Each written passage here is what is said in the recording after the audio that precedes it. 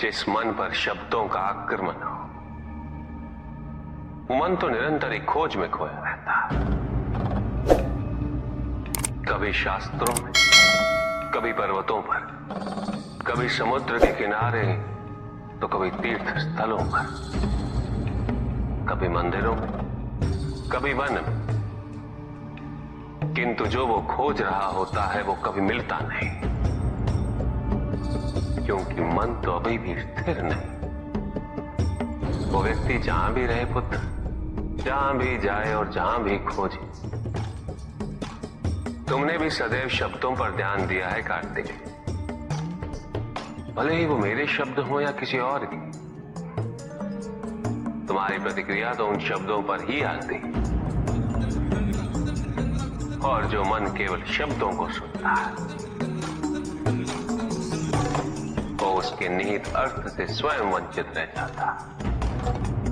शब्दों की सत्यता को समझने के लिए, उनकी अनुभूति के लिए, मन में शांति के साथ साथ रिक्तता भी अनिवार्य है, शून्यता भी अनिवार्य है।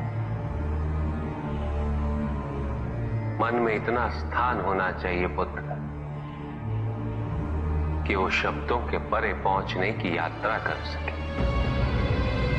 किंतु मन कभी शून्य नहीं रहता, रिक्त नहीं रहता। वो सोचता है कि शब्दों का आधिक्य ही ज्ञान अर्जन है, शब्दों से ही ज्ञान है, इसलिए शब्दों का संचय करता रहता है। मन ये नहीं जानता कि परम ज्ञान तो शब्द अतीत है, एक अनुभूति जिसे शब्दों से बांधना असंभव है। शब्दों का अपना मूल्य क्या है कार्तिक? कुछ भी नहीं। जब भी कोई ईश्वर का नाम लेता है तो क्या ईश्वर मात्र एक शब्द में ही सीमित हो जाते? नहीं, यहां शब्द सत्य नहीं, सत्य है वो अनुभूति जो इन शब्दों में विद्यमान है।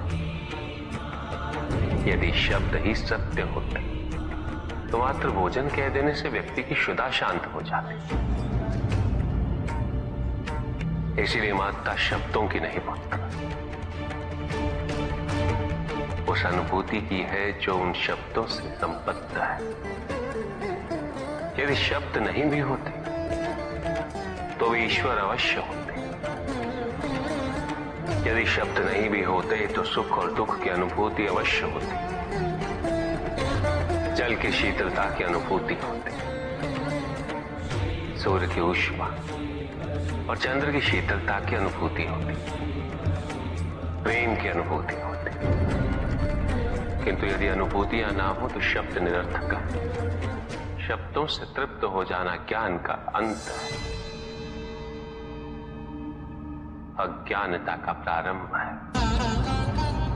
ज्ञानी वही है जिसके पास अनुभूतियां, अनुभव,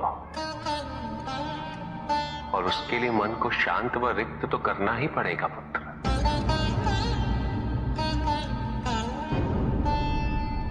युद्ध किसी व्यक्ति से नहीं गणेश, मानसिकता से होता। युद्ध में संघर्ष अच्छाई या बुराई का नहीं होता, सभी में अच्छाई है और बुराई भी है पुत्र। युद्ध तो विचारधाराओं का होता है।